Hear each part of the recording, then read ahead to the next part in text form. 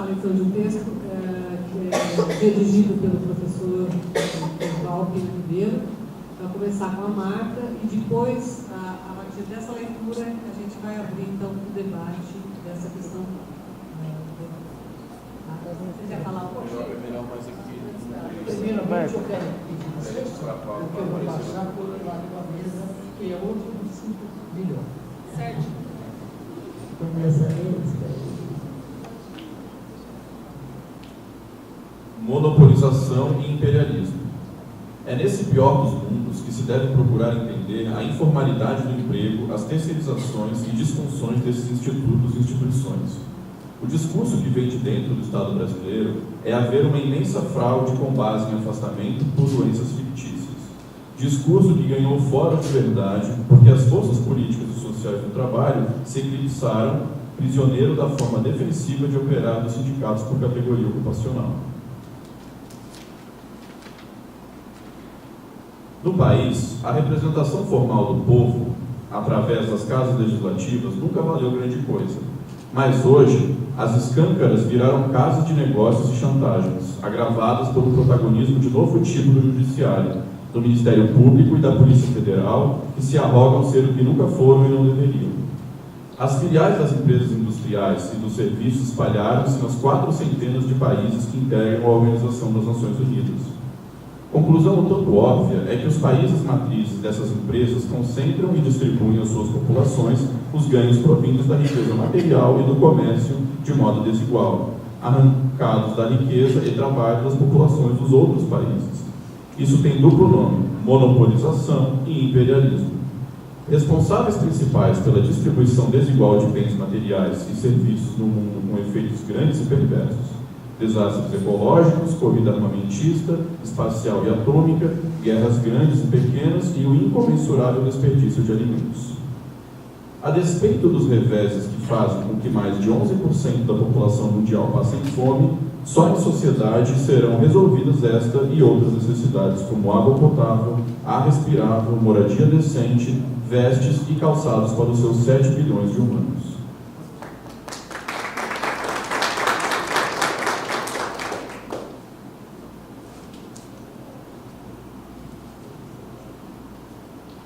Revolução e industrialismo.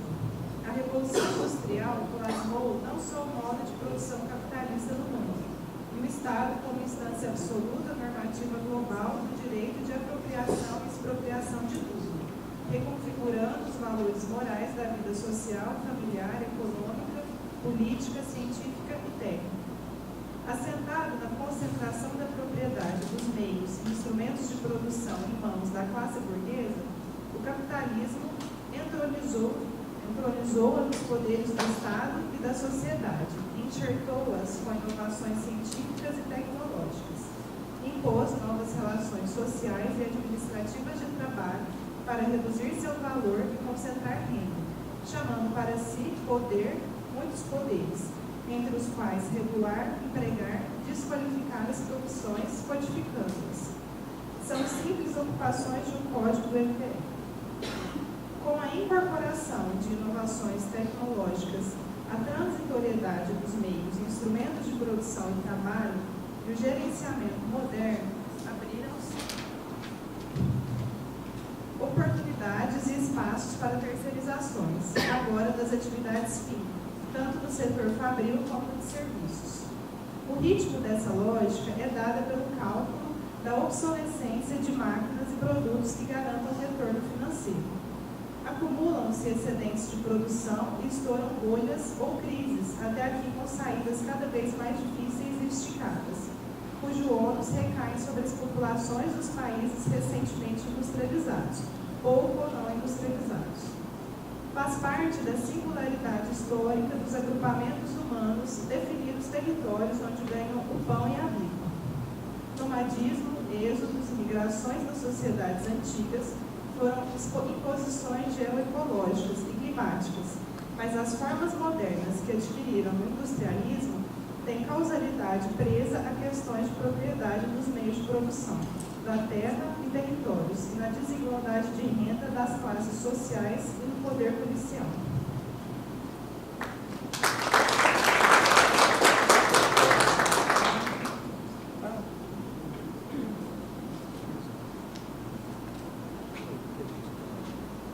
modelo brasileiro de desenvolvimento independente.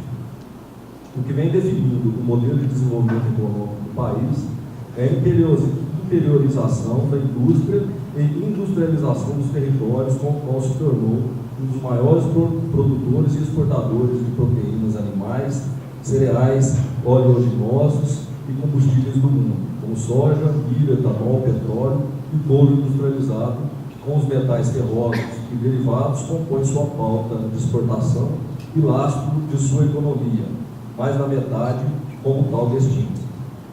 Afora os 15 países centrais do capitalismo, outros 400, sejam repúblicas e impérios, estejam em qualquer continente, seus territórios foram ou são fontes de matérias-primas para os países industrializados, onde suas populações as arrancam para trocá-las por produtos manufaturados, como tecidos e calçados. O Brasil é hoje um país industrializado e está entre as 10 primeiras economias do mundo. A partir da década de 80, incorpora inovações tecnológicas que aceleraram sua industrialização em setores estratégicos como mineração, produção de energia, construção civil, vias e transportes terrestres, portuário, aeroviário e de comercialização em áreas de serviços essenciais, como saúde, educação, comunicação, etc. Sua população consome bastante produtos industriais e serviços. Sem fazer reforma agrária, tem presentemente um perfil demográfico próximo a dos países centrais do capitalismo e alcançou em poucas décadas uma expectativa média de vida ao nascer acima de 70 anos. A burguesia brasileira, que passou a existir desde o Império, veio de donatários de terra e proprietários de escravos e no século XX de imigrantes descapitalizados que passaram a arrancar o couro dos trabalhadores. Nada a impediu que se apropriasse de terras devolutas. Assim, o conteúdo social e revolucionário da industrialização, ocorrida no século XVII, não chegou até aqui. Não seria a automação da produção e a incorporação de inovações tecnológicas que o preservaria. Afinal, substituição do trabalho vivo pelo morto ou maquinal e incorporações tecnológicas são contingentes de qualquer modo de produção. Por conseguinte, embora a Revolução Industrial tenha sido uma experiência candente de países europeus, ela chegou ao Brasil por vias transversas, não necessariamente revolucionárias, por vezes contra-revolucionárias. É certo que contém elementos revolucionários como um impulso dado para que as forças políticas e sociais do trabalho se organizassem em associações, sindicatos e movimentos sociais. Mas os benefícios maiores do industrialismo contemporâneo foram para o capital em fase monopolista e para uma burguesia ávara e pequena em detrimento da classe trabalhadora empobrecida em crescimento. O mais atual exemplo de penalização social generalizada desse industrialismo, sem freio globalizado, é a existência de fome endêmica em quase 1 milhão de pessoas. Apesar da produção mundial de alimentos ser suficiente para extinguir, não acontece isso para garantir preço no mercado e bolsas de valores.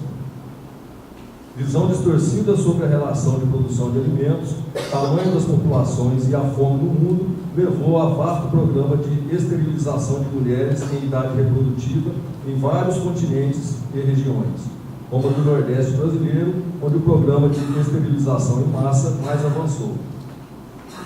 No entanto, a ideia é de que o crescimento da população carente ou pobre é causa de secas e fome atribuída à ignorância, primitivismo religioso e brutalidade. O preconceito dessa ordem fez recrudescer o rancor e medo de classe e segmentos mais abastados do país, principalmente no sudeste e sul do Brasil, para com as populações de nordestinos, migrantes ou não. Aqui conclua que o tamanho atual da família brasileira, de 13,5 indivíduos, reflexo da queda da natalidade da mulher brasileira, seja alvissareira. Não obstante, não há qualquer evidência que famílias com 5 ou mais pessoas, desde que vivam, morem e se alimentem bem, tenham indicadores biosociais ruins. Bem piores eram os EMVM nas senzalas, expectativa média de vida ao nascer nas senzalas do Brasil, e bem baixos são as famílias de 2 ou 3 membros que vivem nas periferias das grandes cidades do país. No quadro a seguir, no quadro que se segue, sobre as 10 maiores economias do mundo, estão elementos que permitem ilações e desfazer mitos.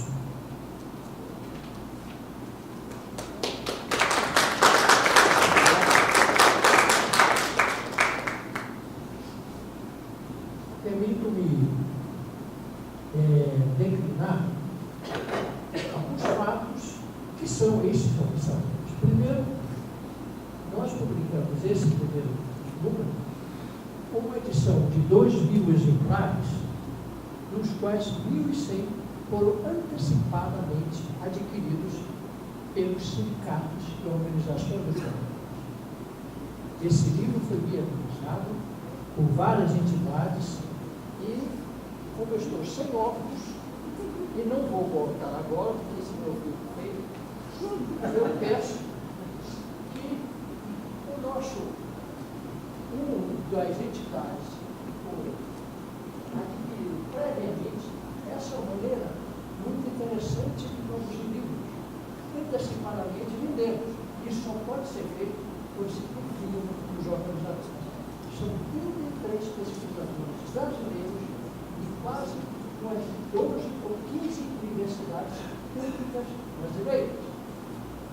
E aqui, nessa relação, nesse livro tem as várias profissões exercidas pelos pesquisadores.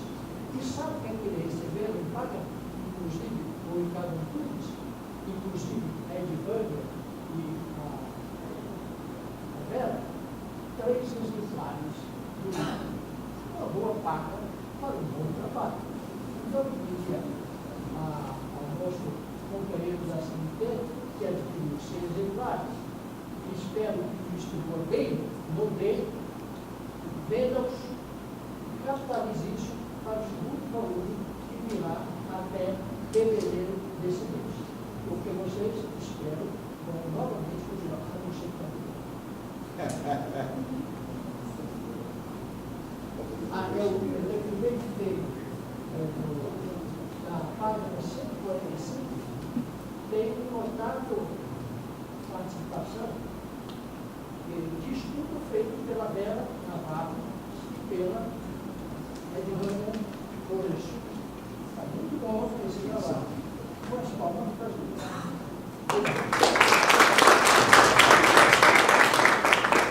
Agora, perguntem, não a mim. Eu estou aqui, agora pergunte aos leitores, porque eles é que se responsabilizaram por ler, porque acreditam no que leram. Se não acreditarem, é problema deles.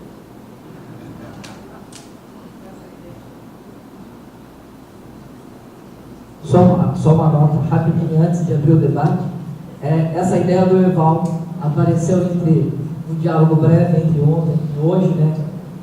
E essa mesa aqui representa o surgimento do seminário Saúde do Trabalhador, desde 2000, onde se tem um diálogo constante entre pesquisadores, sindicalistas, pesquisadores, estudantes. O nosso seminário se formou nessa proposta de formação, de despertar o debate, e a proposta do Evaldo é colocar como diretor, né, desse texto, e vocês lerem, os alunos lerem aqui, sindicalistas lerem, é que nós devemos, no momento atual, como estamos vivendo na atualidade, assumirmos alguns compromissos, sair um pouco dos grandes chavões, que às vezes até a universidade nos oferece, ou mesmo o movimento sindical, questionar essa realidade que nós estamos vivendo, a particularidade brasileira, o contexto atual político, para que podemos fazer necessariamente uma atuação sindical concreta diante das realidades que nós estamos vivendo. A terceirização no setor de calçados não é algo que se vem de agora. Nós enfrentamos isso, e os companheiros do setor de calçados sabem disso muito bem, né? Organicamente está presente na produção, mas nos anos 90 e na atualidade isso se intensifica, e temos que dar respostas objetivas. Claro que o debate, as colocações, né, mais amplas possíveis, são os caminhos que todos percorrem para que possamos ter uma unidade na afirmação política, mas na afirmação concreta da nossa intervenção, seja no sindicato, seja na universidade fazendo pesquisa, nós temos que chamar algumas responsabilidades e particularizar um pouco mais as nossas preocupações. Então, imagino eu, e não sei o que vocês vão achar, que o texto do Erval trouxe questionamentos pontuais, concretos sobre a nossa realidade. Claro que nós não vamos ficar fazendo aqui exegéticas de número, só que são pontos de partidas que nós devemos ter, ou seja, uma realidade concreta, com dados, informações, para que possamos, a partir disso, enfrentar o debate presente aí, que o seminário nos traz. Quando iniciamos o seminário, né, e sempre eu tenho essa imagem na cabeça, a Vera cercada por sindicalistas, né, nós temos companheiros do sindicato, da Padre Anchieta, né, lutando, né, para fazer com que o sindicato tenha uma intervenção para além de uma representação de cartório, como bem o Reginaldo apresentou hoje, né, os dados de quantos sindicatos nós temos hoje. Para que queremos sindicato se não for para defender os interesses dos trabalhadores? Essa é uma questão fundamental que se coloca hoje. Para que queremos produção de conhecimento sobre a relação capital-trabalho, se não for para questionar a realidade, a terceirização, como tantos nós fazemos nesse seminário? Então é dentro dessa preocupação de um conhecimento que carece de mundo, e mundo necessariamente que tem que ser transformado, é que a proposta desse seminário surgiu, e essa mesa, e sempre terá nesse seminário, enquanto nós estivermos aqui atuando, um diálogo presente entre trabalhadores, sindicalistas, estudantes, e esse é o tom que nós devemos dar. Ontem, na apresentação de trabalho, eu falei, e sempre vou falar nessa direção. Não é mais momento de trabalhos autistas, ou autônomos, ou automatizados. Nós temos que ter hoje uma proposta de trabalho cooperado, em grupo, se queremos enfrentar a nossa realidade, e se queremos que a universidade pública brasileira ter um pouco mais de sobrevida. E também as instâncias como o sindicato, que representa os interesses dos trabalhadores, tenham um pouco mais de sobrevida. É um momento de integração e interação com responsabilidade, para além de fazer teoria para o seu próprio uso. A teoria para o seu próprio uso fundamenta e cria currículo Lattes, que necessariamente temos que ter. Não vamos abdicar do currículo Lattes, mas sem o diálogo com os trabalhadores, com os estudantes, e seminários numa perspectiva de formação, que é essa dimensão que nós devemos ter, penso eu, essa dimensão que eu aprendi com o Erval desde 2000, com a Vera, com o Ricardo, com a Cláudia, que esse seminário tem que se fortalecer e que se faça o 10º seminário, o 11º, o 12º, mas que sempre a realidade nos questiona e nunca vamos deixar de pensar em transformar radicalmente essa realidade. Como dizia Drummond, estamos taciturnos, mas nutrimos grandes esperanças diante dessa realidade. Não vamos fugir para ilhas, nem seremos raptados por serafins. Esse é o nosso momento, o tempo presente é o nosso momento. Então, o debate presente, a construção, a apropriação do conhecimento e o tom de transformação e compreensão das perdas do trabalho que se fortalecem nesse momento presente aqui do nosso sindicato. Passamos ao debate, desculpe se eu falei um pouquinho mais. Eu não sei criança.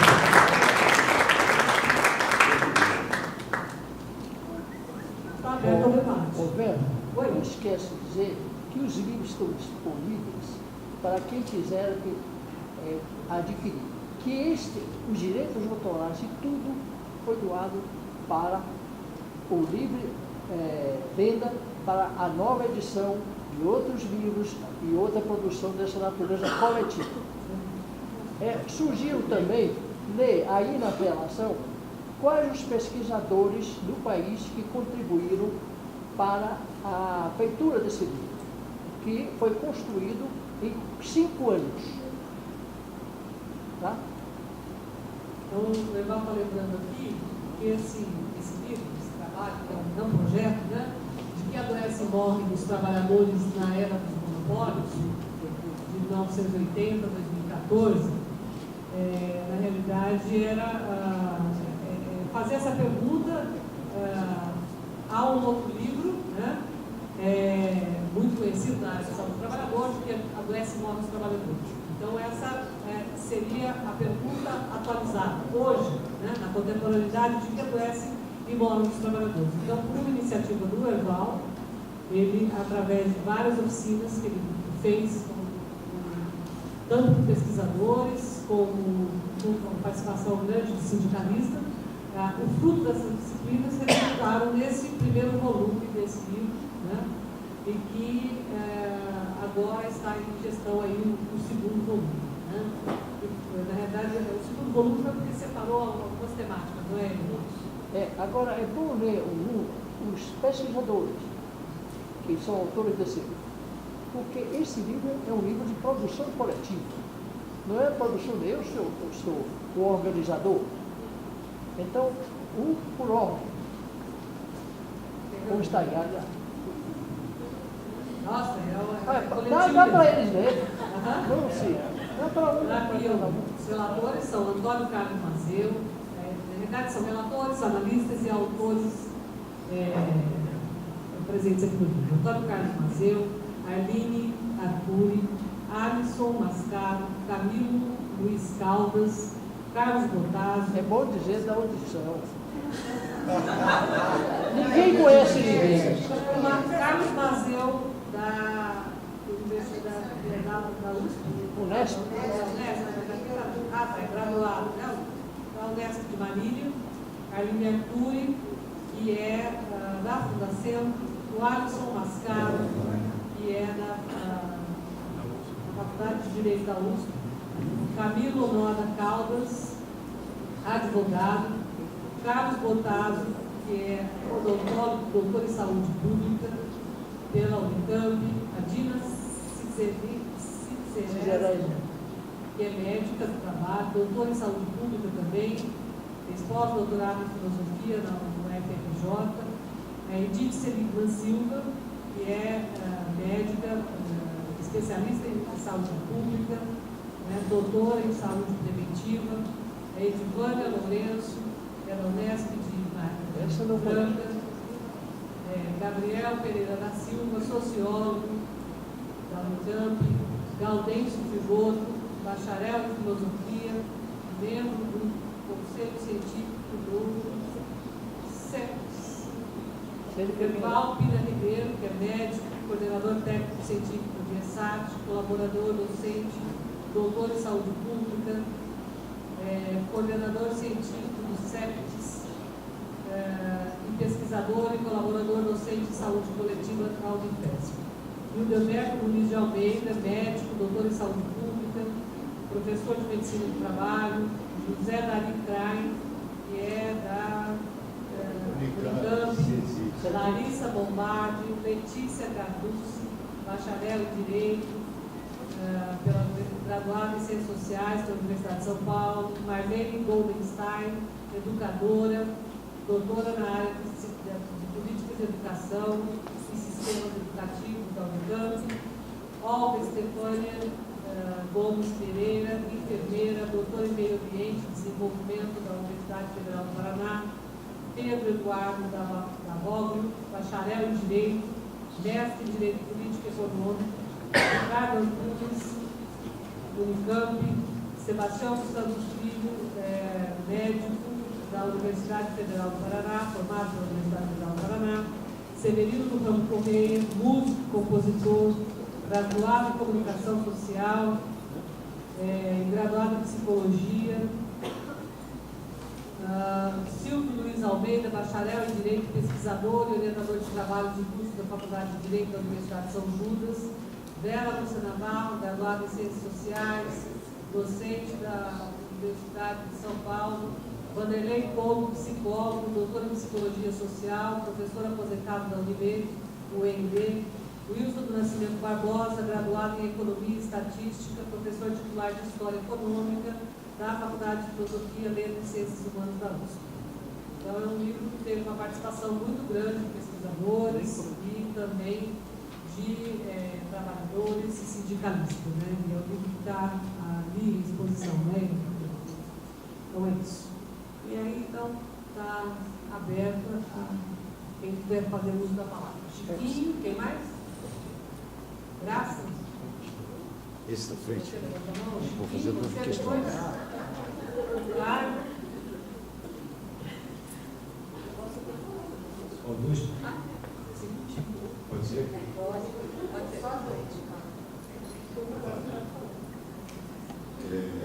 Chiquinho da UFSCar. Três questões rapidinhas. A primeira, pegar a pilha do Reinaldo. Como é que está a história? Reginaldo. Não é Reginaldo. Esses dois nomes são muito próximos. Reginaldo, como é que está a reforma sindical? A reforma sindical é uma coisa que está na agenda do governo sindical desde a década de 70. Não passou alguns tweets, depois foi jogada para frente, veio o governo Lula, abriu o governo com a reforma da Previdência e a reforma sindical. E dentro da reforma sindical, a primeira coisa que era colocada era a grande quantidade de sindicatos existentes no Brasil que faziam o Brasil diferente dos demais países do mundo que enxugaram a estrutura sindical. A reforma não saiu, o número de sindicatos continuou se expandindo, inclusive na minha categoria, que tinha um sindicato, agora tem dois representando os docentes no Brasil. Um é querido, o outro não, mas tem dois. Tá? Essa é uma pergunta. A segunda pergunta, a Graça está aqui, ela estava aqui, ela está aí. Ela não vai me deixar mentir sozinha. A gente estava num outro encontro sobre terceirização na Unicamp e uma das centrais sindicais colocou a questão da greve geral contra a terceirização. Também nunca mais ouvi o movimento sindical falar nisso. Como é que anda essa história? E a terceira questão, colocada pelo nosso amigo aqui, cinegrafista, desde a manhã do meu ouvido, e eu falei, faz essa pergunta. Ele falou, eu não. Então, vou fazer o que ele pediu. Ele estava falando para mim, na mesa pela manhã, que grande parte das doenças e acidentes são provocados pelas horas extras trabalhadas. Horas de trabalho. A gente falou, os presidentes falaram da terceirização, etc., não falou desse mecanismo dos trabalhadores serem levados a trabalhar muito mais horas do que seria necessário para a saúde e para que não haja acidentes de trabalho. E aí, era isso, Davi? Carga horária. Carga horária.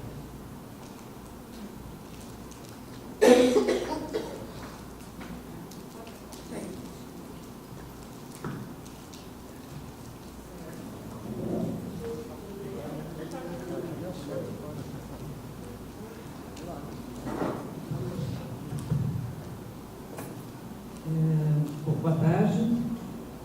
Eu gostei muito da mesa, quer dizer, isso em primeiro lugar achei muito complementar, né? As experiências sindicais, as experiências das diferentes regiões, e mais o texto do Erval, que eu achei excelente primeiro, fiquei muito satisfeita de ouvi-lo. Na realidade, eu queria levantar duas questões. Uma diz respeito especificamente à questão do setor calçadista. Né? Bom, eu sou da Bahia, da Universidade Federal da Bahia, e tem sido feito alguns estudos sobre o polo calçadista que se constituiu mais recentemente na Bahia. E eu queria perguntar a vocês, que são do setor calçadista, se vocês concordariam ou não comigo sobre essa tese que apareceu a partir de algumas pesquisas de alunos de pós-graduação e que eu achei que poderia sim falar nesses termos. E veja, na realidade, não só o setor calçadista, mas outros setores industriais, teve um processo que chama de deslocamento industrial. Né? Se redefiniu um pouco, se reestruturou o espaço de organização sindical e de organização produtiva. E um dos elementos centrais que, de certa forma, se explica sobre esse processo é procurar áreas chamadas áreas verdes, né? Áreas onde não havia uma tradição de luta do movimento sindical ou mesmo de indústrias, de emprego tipicamente formal, industrial, etc. Então, tu tem uma situação, que é o caso da Bahia, especificamente do Nordeste como um todo, que é uma situação muito perversa. Muito perversa. Né? Por quê? Porque eu tenho um acontecimento que eu acompanhei mais de perto, que foi um orientando meu, que é auditor fiscal do trabalho, e que ele embargou uma obra na Bahia, uma empresa calçadista, e por conta de que ela não estava respeitando a legislação em relação a acidentes de trabalho. Né? A famosa NR 12, E está sendo feita uma campanha contra ela, porque a NR12 diz respeito exatamente à questão da proteção coletiva, né? E o empresariado está fazendo uma campanha contra a NR12 já faz tempo. Eles embargaram a obra. Imediatamente, houve uma manifestação na cidade contra eles, contra os auditores que tinham embarcado a obra. Manifestação que, lógico, foi dirigida e iniciada, né, pelas próprias empresas, mas que juntou os trabalhadores das empresas, que juntou por quê? Porque o discurso da chantagem, né, foi imenso, quer dizer, fecharam, vamos embora. A gente fecha e vai para outro lugar que tem condições propícias, etc. Então, essa é uma situação de muita perversidade. E, ao mesmo tempo, são trabalhadores que nunca tiveram acesso a uma carteira assinada, a um plano de saúde, a um conjunto de direitos, né, mais elementares aí da legislação, e que passam a ter orgulho de trabalhar numa fábrica assim. Vestem o uniforme da fábrica e atravessam a cidade mostrando o uniforme, porque isso dá status a eles. Então, é uma situação muito perversa, né? E a outra questão, que aí que é muito difícil isso, né, de como atuar nessa condição. E a outra questão diz respeito também ao setor trabalhista, ao setor calçadista, que é a seguinte: eu me dei conta, não sei se isso funciona para outras regiões, mas no caso desse deslocamento industrial para o Nordeste, e para a Bahia, em particular, que eu conheci um pouquinho mais, me parece que a estrutura produtiva, na realidade, das indústrias que vão para essa região, ela é toda terceirizada. Em que sentido? Tu disse assim, a Azalea não produz mais um par de sapatos, porque ela terceirizou, né? Na realidade, as empresas são as próprias terceiras que vão para as regiões, para as outras regiões fora dos polos mais tradicionais calçadistas, como aqui e Rio Grande do Sul. Então, na realidade, tem um processo de terceirização muito maior, não é a terceirização que a gente mais conhece, mas a empresa mesmo, a indústria está toda, a calçadista está toda terceirizada nesses termos, né? E isso gera uma condição mais grave ainda, do ponto de vista da forma como funciona a estrutura produtiva, né? Então, esses dois aspectos aí que eu queria que vocês comentassem um pouquinho, porque acho que é uma situação particular, né, do setor calçadista muito importante. E queria parabenizar o Erval. Eu conheci pessoalmente o Erval hoje, né, e conheço todo o trabalho dele, mas fui conhecê-lo pessoalmente pela primeira vez hoje e dizer que me emocionei com o seu texto. Parabéns.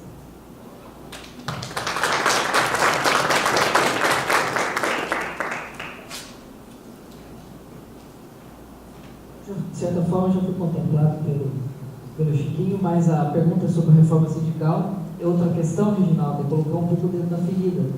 Como que vocês, sindicalistas, e mesmo a CNTI, vê a questão da facilitação das cartas sindicais pelo Ministério do Trabalho, né, para venda de carta sindical, isso é uma coisa muito presente, né? E depois, para todos da mesa, eu gostaria de fazer uma pergunta, se fosse possível responder.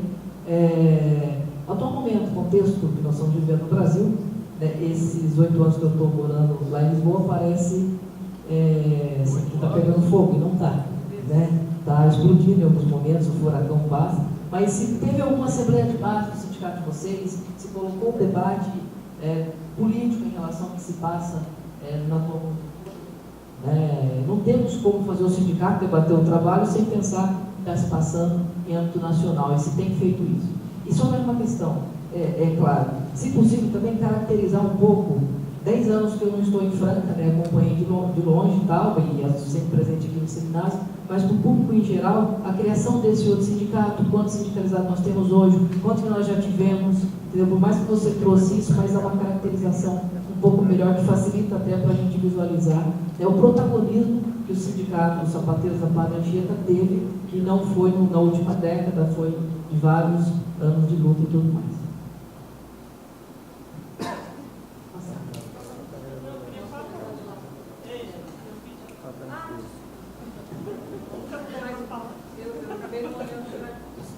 Qual é o seu nome? Silvia.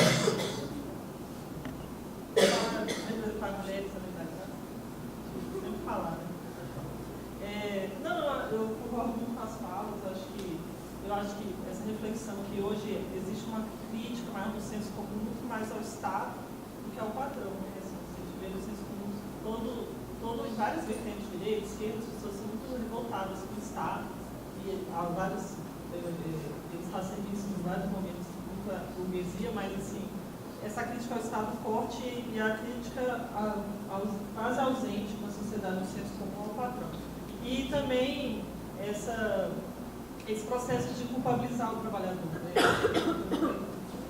Quando o trabalhador ele se acidenta, a culpa foi dele, né? Não foi porque ele ficou o dia inteiro no trabalho manual, foi porque ele está carregando os filhos demais, ou sempre tem, desde o processo do INSS até o processo do psicossocial, quando tem na empresa, é alguma coisa de culpar o trabalhador, né? E aí eu queria perguntar um pouco, saber se nesse processo da crise econômica, né? Lógico que é uma estudo do capitalismo, mas desses 2 anos para cá, se isso afetou de alguma forma o setor, como é que está se dando de um ano para cá, com os índices do Brasil piores. E também queria fazer uma reflexão sobre essa questão sindical, assim, aí é mais um desabafo assim, desse seminário. Eu acho que muitas vezes a gente tem, todas as profissões têm muitas contradições, né? Eu, às vezes, no serviço social, me preocupa também, às vezes, esse deslocamento da nossa teoria, das nossas reflexões da prática, né? Então, ou da vida real, né? Então, quando a gente tem mesas com o movimento sindical, ainda mais com o movimento que está discutindo o chão da fábrica, a produção, né? E é um momento de reflexão muito profundo que nos faz pensar esse viés dialético, né? Da gente pensar da realidade para a teoria, né? E que é muito importante, né? Porque eu acho que eu queria até ouvir mais da mesa sobre essa questão da porcentagem de pessoas filiadas. Eu acho que às vezes tem um debate muito da crítica às direções sindicais, que é muito importante denunciar, não só denunciar, mas refletir esse processo de burocratização. Mas me incomoda a gente não fazer esse debate, que o caso contemplou muito, que ele fez, né, dessa reflexão da falta de trabalho de base, a falta do nível de consciência hoje da classe trabalhadora no Brasil. Eu acho que se a gente não entender que as representações sindicais, elas representam isso também, a gente faz um debate completamente deslocado da realidade. E aí eu acho que isso é muito importante para nossas análises. Eu acho que às vezes a gente está discutindo, não, assim, às vezes no movimento dos setores públicos, quem é mais de esquerda, quem é menos de esquerda, e às vezes a gente se perde um pouco nisso, e às vezes a gente não está compreendendo um processo mais profundo do que representa as direções sindicais. Ok, obrigada. Mais uma pergunta.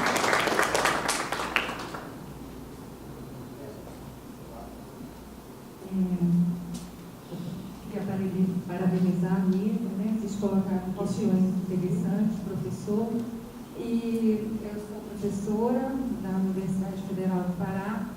E agora a gente está desenvolvendo um projeto de pesquisa que é terceirização e contratação na mineração.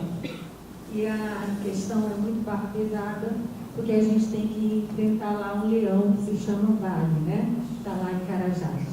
E aí a terceirização é como eles dizem, né? Os próprios sindicalistas, é de 1 para 4, não é? Então a Vale trabalha nesse nível. E a gente tem visto, né, que essa questão da precarização da ação sindical e da fragmentação é um tema recorrente entre eles. Ninguém se entende mais, porque a Vale praticamente obriga o trabalhador que está entrando a se sindicalizar, né, a se filiar no sindicato da empresa. Não é?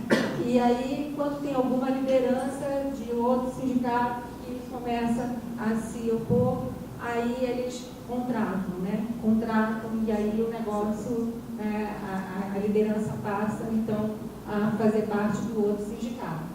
E a briga é muito grande, não é? A gente tem um problema muito sério lá com os nossos juízes, com o Ministério Público também, porque, na verdade, Carajás está no sudoeste do Pará, é um lugar de passagem para eles, né? Eles não querem permanecer ali.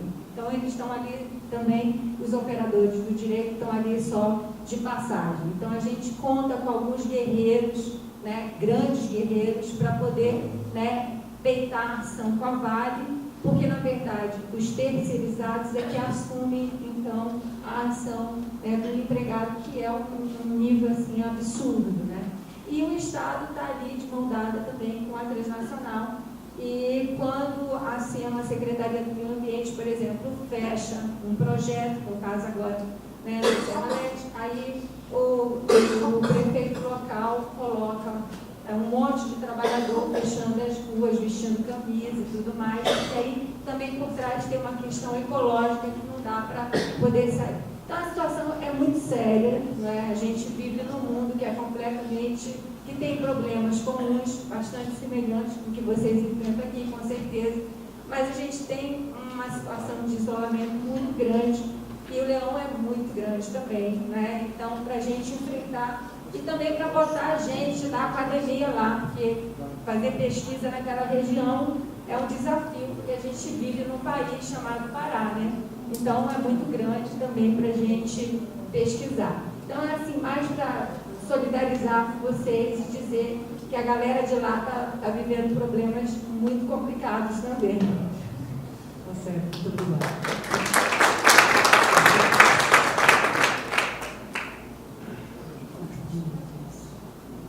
Tá bom, discurso normalmente. Acho que é uma questão bem rápida, né? Temos uma mesa de sindicalistas, né? Reginaldo da CNTI, e acho que assim, eu queria debater, pegar um pouco do gancho do Ricardo, né? Sobre essa legislação sindical no Brasil, que ela atrela os sindicatos ao Estado, né? A unicidade sindical, imposto sindical, esse modelo de sindicato que atrela os sindicatos que deveriam ser livres, deveriam, os trabalhadores têm a liberdade de organizar, como aqui, caso aqui em Franca, né? O trabalhador poderia escolher ou sindicato combativo ou fica nos pelegos, né? Mas a unicidade sindical proíbe, né, essa organização livre. Há uma possibilidade, a necessidade do movimento sindical se reinventar, né, para além dessa estrutura, né, porque eu acho que é um debate que nós também temos que fazer. A academia é o lugar da inovação. Essa estrutura sindical não serve, né? Primeira questão. Segunda questão, se ela não serve, é possível pensar formas de superação do sindicalismo do Estado? Né? Obrigado.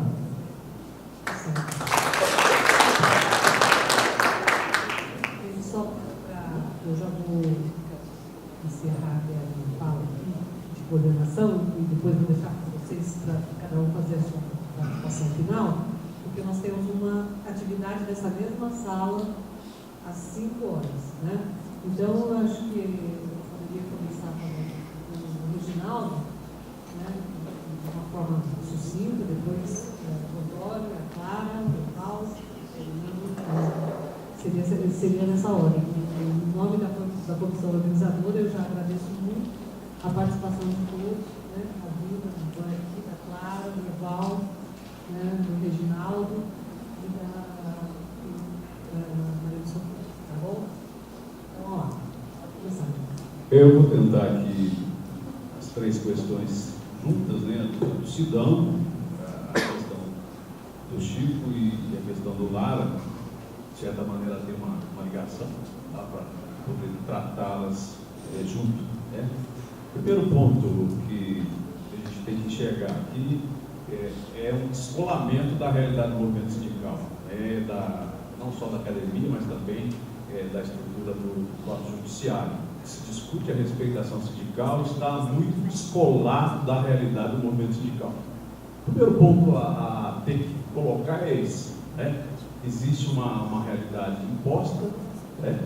E que a gente precisa compreender essa realidade. Eu acho que a companheira fez uma colocação importante, que a teoria precisa fazer parte do mundo, né? E a teoria da academia não tem feito parte do mundo, ela tem feito parte da universidade, né?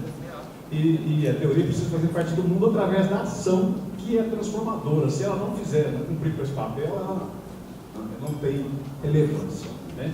Esse é um ponto importante.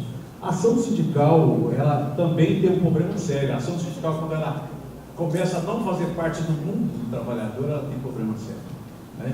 Então, a partir do momento que você vai tratar a discussão, sobretudo a discussão das centrais sindicais, que tem feito as suas grandes discussões totalmente descolada das bases, isso tem sido um problema recorrente na ação sindical brasileira, né? E também no mundo inteiro, onde se discute pelas cúpulas as coisas que vão ser executadas pela base, é um fracasso. Então, não há possibilidade hoje da central